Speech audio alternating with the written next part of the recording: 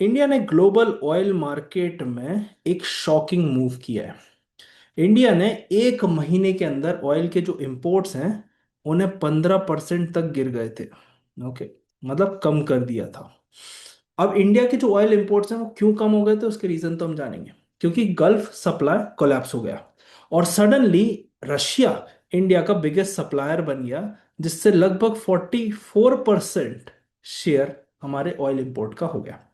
But real question क्या है? Real question ये है कि क्या इंडिया जियोपॉलिटिकल रिस्क ले रहा है इस सिचुएशन में, या फिर दुनिया का सबसे स्मार्ट इकोनॉमिक गेम खेल रहा है। इस वीडियो में हम समझेंगे इंडिया की ऑयल स्ट्रेटजी, क्योंकि हर जगह र्यूमर्स फैले हुए हैं कि ऑयल कम हो रहा है, ऑयल की इंपोर्ट डिपेंडेंसी लाइनें लग रही हैं और कई तरह के र्यूमर्स फैल रहे हैं। इसके हिसाब से देखते हैं कि इंडिया की अभी क्या स्ट्रैटेजी चल रही है, तो किस तरह से इंडिया स्ट्रैटेजी को रीसेट कर रहा है और कैसे गल्फ डिपेंडेंसी से ग्लोबल डाइवर्सिफिकेशन की तरफ इंडिया बढ़ रहा है। ठीक है, सबसे पहली चीज है हुआ क्या, व्हाट जस्ट हैपेंड, ये हम समझेंगे। इंडिया के जो क्रूड इंपोर्ट्स हैं वो 15% से मंथ ऑन मंथ गिर गए, है ना, मार्च के महीने में अगर हम देखें और कंपेयर करें इंपोर्ट से, है ना, that is total barrels per day, TBPD, वो आप देख लीजिए फरवरी के कंपैरिजन में मार्च में कितने कम हो गए। अब ये क्या है ना, ये डिमांड डिस्ट्रक्शन नहीं है, this not a demand destruction, this is supply side problem, supply disruption adjustment है। कैसे? फॉर एग्जाम्पल, एक हाउस होल्ड है, एक हाउस होल्ड आपका घर होगा, आप घर में राशन पानी सब खरीदते होंगे। मान लीजिए आप 10 किलो आटा, 10 kg वीट मंथली लेते हैं, ठीक है। और सडनली जो सप्लाई आप जहां से लेते थे, मतलब एक शॉप होगी वहां से आप सप्लाई लेते थे, वो शॉप सडनली स्टॉप हो जाती है या बंद हो जाती है। तो आप क्या करोगे? टेम्परेरी आप अपनी परचेज को रिड्यूस कर दोगे। जब आप अपनी टेम्परेरी अपनी परचेज को रिड्यूस कर दोगे, इस वजह से नहीं क्योंकि आप कम खा रहे हो, बल्कि इस वजह से क्योंकि सप्लाई चेन में डिसरप्शन है, अब वो चीज वहां अवेलेबल ही नहीं है। तो इसका क्या मतलब है? जो ट्रिगर था ना, वो डिसरप्शन हुआ स्ट्रेट ऑफ हॉर्मुज से। अभी अगली स्लाइड में मैं आपको दिखाऊंगा एग्जैक्टली स्ट्रेट ऑफ हॉर्मुज कहाँ है, कैसा है। अब ये जो स्ट्रेट ऑफ हॉर्मुज है वो जियोपॉलिटिकल चोक पॉइंट बन गया, चोक पॉइंट जहां से सप्लाई चेन को चोक किया जा सकता है, जैसे गले को दबा के चोक किया जा सकता है सांस लेने से, वैसे ही। अब इससे क्या हुआ, जो टैंकर मूवमेंट होती थी, है ना, उसकी रिस्क बढ़ गई। इंश्योरेंस कंपनी ने इंश्योरेंस देने से मना कर दिया, क्योंकि हाई रिस्क थी भाई, कभी भी किसी को किसी भी टैंकर पर अटैक किया जा सकता है। तो उससे जो आने जाने की फ्रेट कॉस्ट होती है वो बढ़ गई, है ना। अब जब फ्रेट कॉस्ट बढ़ गई, है ना, इंश्योरेंस कोई कर नहीं रहा, तो इतनी रिस्क में जो शिपमेंट्स थे वो डिले हो गए, या फिर रीराउटेड हो गए, या फिर आए ही नहीं, है ना। तो इसी वजह से आप देख सकते हैं कि जो प्रॉब्लम हुई वो क्यों हुई।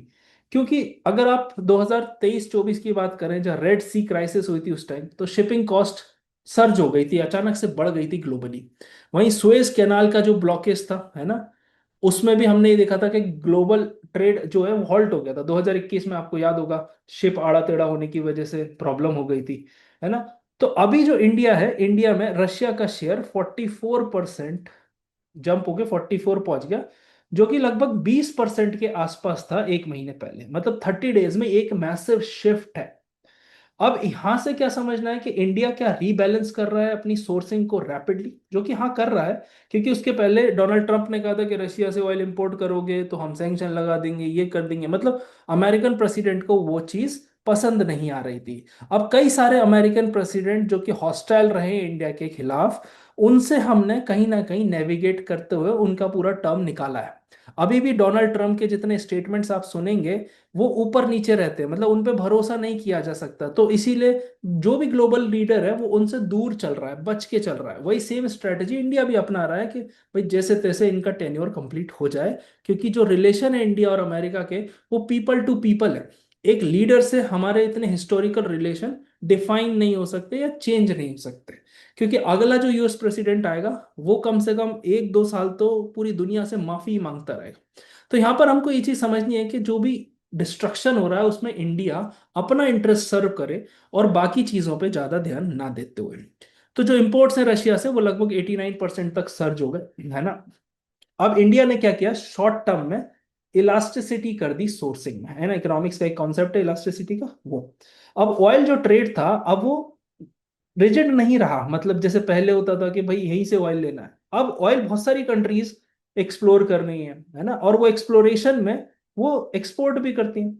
अब चूंकि जो नॉर्मल सप्लाई चेन है ट्रेडिशनल वो चली आ रही है, तो इंडिया भी चला आ रहा था, बट अभी डाइवर्सिफाई करने की जरूरत पड़ी है।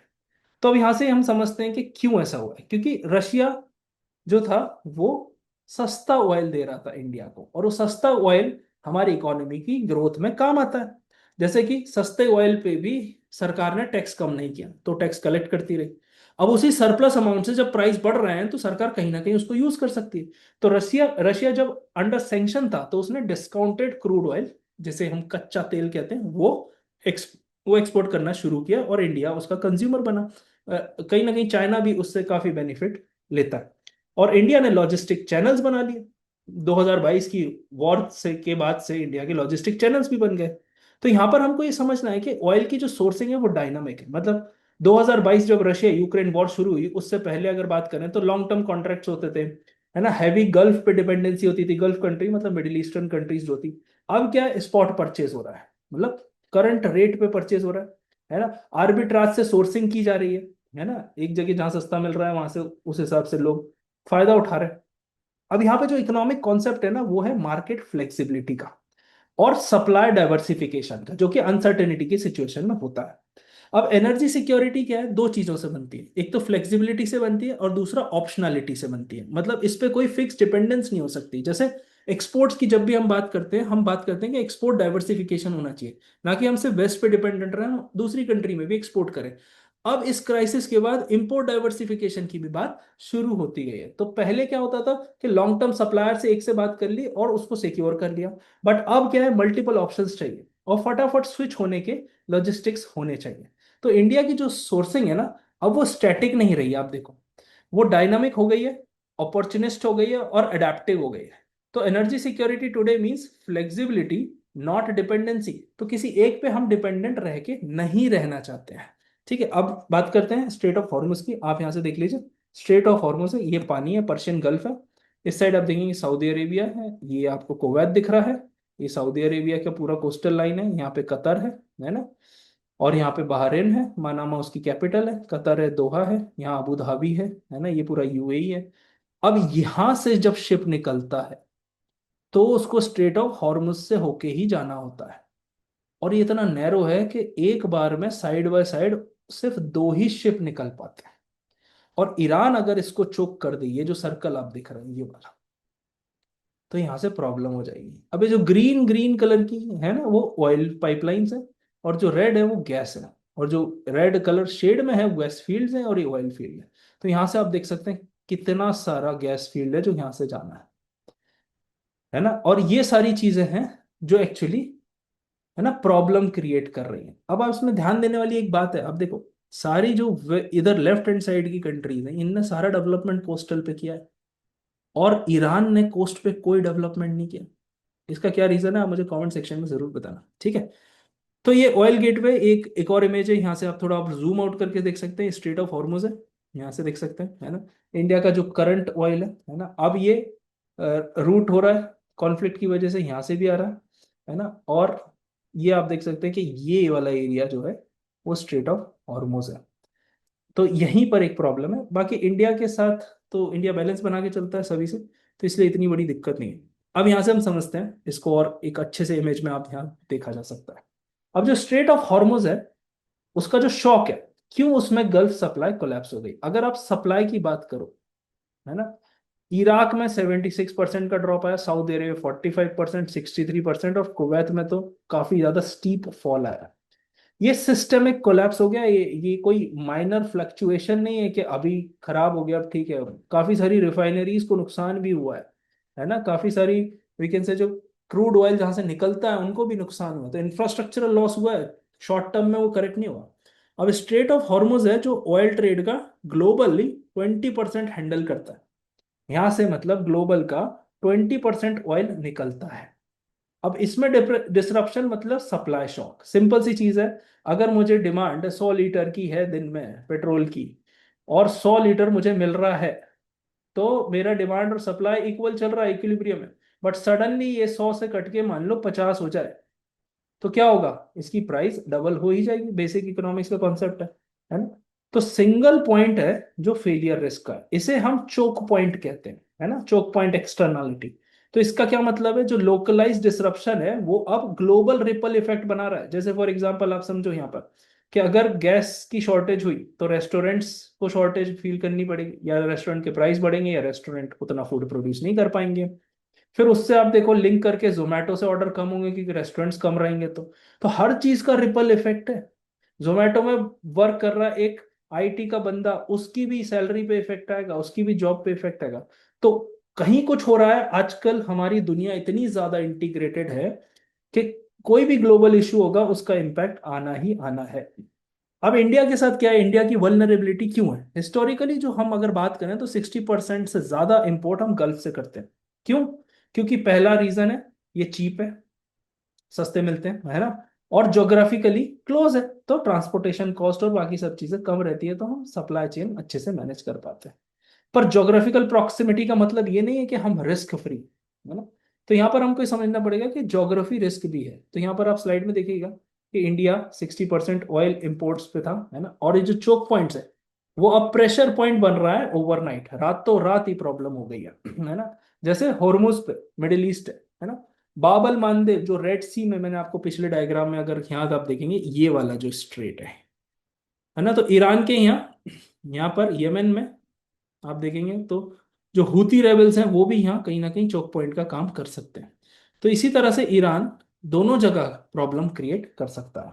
उसके बाद मलक्का स्ट्रेट है ना, जो एशिया के पास आता है। यहाँ पर आप और आगे जाएंगे वर्ल्ड मैप में तो आपको इंडोनेशिया, मलेशिया, सिंगापुर के आसपास आपको मलक्का स्ट्रेट दिख जाएगा। ये तीनों चोक पॉइंट्स है क्योंकि सुएज कैनाल है और इधर है ना, जैसे इसको हम कहते हैं बाब अल मांदेव, और इसको हम कहते हैं स्ट्रेट ऑफ हॉर्मुज। यहाँ से काफी सारा ट्रेड होता है। ठीक है, अभी इसको समझते हैं। 1973 की जब ऑयल क्राइसिस हुई थी ना, तो अरब कंट्रीज ने ऑयल एम्बार्गो लगा दिया था, मतलब वो दे नहीं देते ऑयल अमेरिका को। ईरान इराक वॉर हुई थी जब 1980s में, तब भी टैंकर वॉर हुई थी गल्फ में, है ना। 1990 में भी हुई थी सद्दाम हुसैन के टाइम जब कुवैत पर अटैक कर दिया था, और 2019 में भी हॉर्मुज टैंकर पे भी अटैक किया गया था। तो ऑयल शॉक्स जो है ना वो रेकरिंग है। हमको ऐसा लगता है कि ये वंस इन अ टाइम हो रहा है, नहीं, इतनी सारे इंसिडेंट मैंने आपको बताया, तो ये एक्सेप्शनल नहीं है। मतलब अगर हम रियल लाइफ में समझें कि भाई सपोज फॉर एग्जांपल अगर पूरी हमारी सैलरी किसी एक क्लाइंट पे से है, तो अगर छोटा थोड़ा बहुत भी इशू होता तो पूरी इनकम कोलैप्स हो सकती है। इंडिया की ऑयल स्ट्रेटेजी अभी तक यही थी। अब क्या करेंगे, रशिया का सर्ज हो गया है ना, तो इकोनॉमिक्स ओवर ज्योग्राफी, मतलब अब हम सिर्फ मिडिल ईस्ट पे डिपेंडेंट नहीं रहेंगे कि पास में है तो हम यहाँ से इंपोर्ट कर लेते हैं, ऐसी सारी चीजें।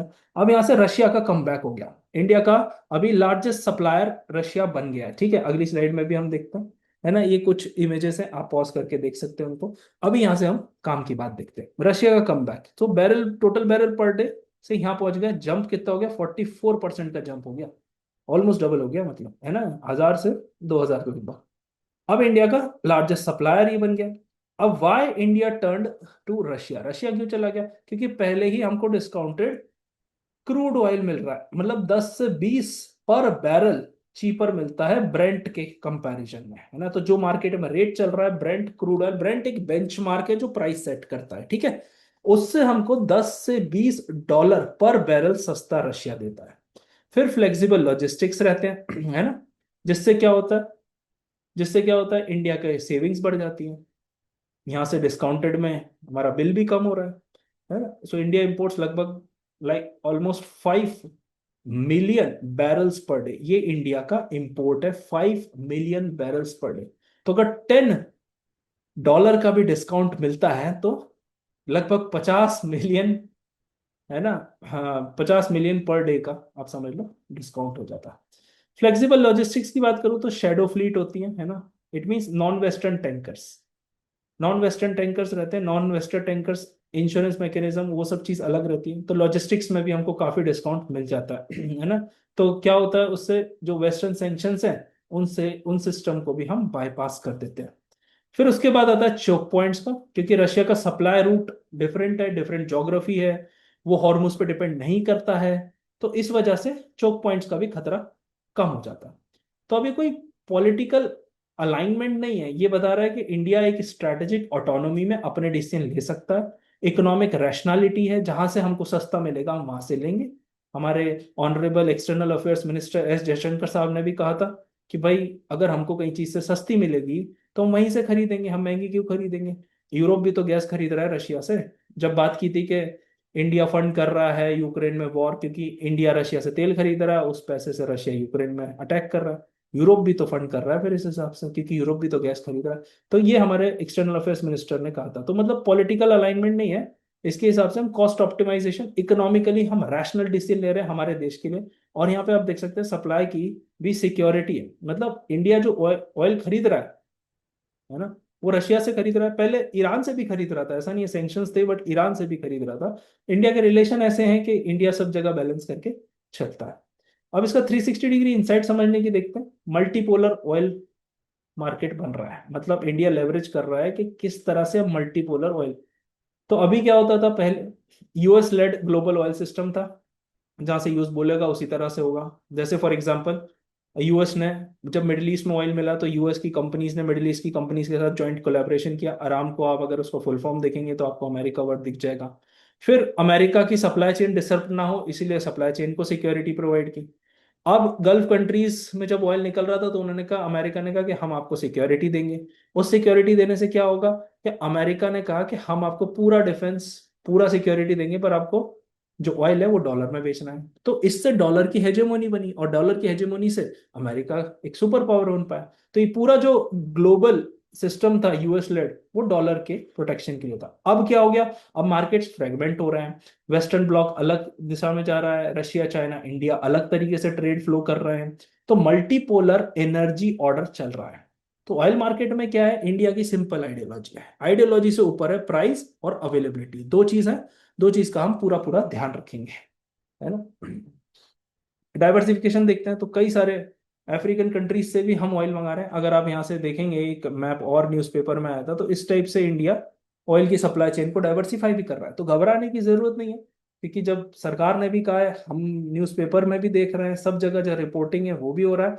प्लस आप अगर किसी भी जगह पेट्रोल पंप पे देखोगे तो लाइनें क्यों लगा रखी है, क्योंकि कंजम्पशन डबल हो गया, लोग सोच रहे हैं खत्म हो रहा है तो पैनिक बाइंग कर रहे हैं। अब किसी शहर में मान लीजिए 100 लीटर पेट्रोल की जरूरत है, अचानक से सब फुल टैंक कराने लग जाए तो शॉर्टेज वैसे ही हो जाएगी। तो कहीं ना कहीं ये इशू इस वजह से भी दिख रहा है। इसको आप देख सकते हैं, काफी अच्छे से ये समझाया गया है कि क्या क्या जो ऑयल के रूट्स हैं, वो इस मैप के जरिए आप एक बार पॉज करके देख सकते हैं। अब सबसे बड़ी बात करते हैं न्यू सोर्सिंग की, कहाँ कहाँ से सोर्सिंग नई तरीके से शुरू हुई। एंगोला से हमने 3 टाइम्स ज्यादा इंक्रीज कर लिया है। कॉन्गो और गैबॉन से भी हमने न्यू सप्लायर्स, न्यू इनफ्लो वहां से हो गया। मतलब अफ्रीका क्या हो गया, एनर्जी ऑयल फ्रंटियर बन रहा है नया। फिर लैटिन अमेरिका की बात करें तो कोलंबिया स्टेबल सप्लायर बन गया इंडिया का। ब्राजील अभी मॉडरेटली इंक्रीज हो रहा है। और इक्वेडोर और लीबिया भी हमारे लिए न्यू एंट्रेंट्स है, मतलब हमने अभी अभी उनके साथ ऑयल ट्रेड करना शुरू किया।